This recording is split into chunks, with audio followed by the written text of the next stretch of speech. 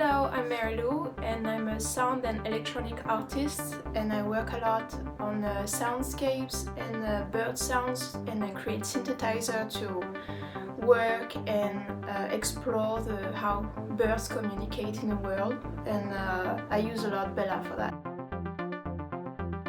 So I started using Bela in 2020 because I made my first machine with Bela.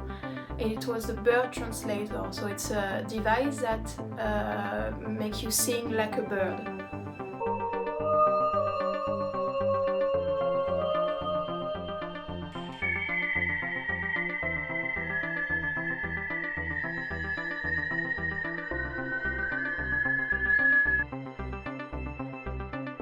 So I chose to use Bela because I really love to code with pure data, and I was really happy to find a microcontroller that allowed me to make a machine coded with pure data and also with a very low latency. So I was really happy with that.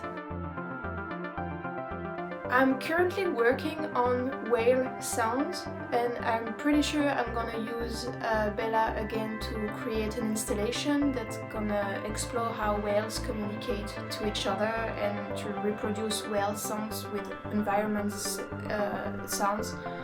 And again, I'm pretty sure I'm gonna be using pure data. I think it will help me a lot to use a lot of sensors and to use it in my projects, and also the low latency is amazing. When you do a live performance or when the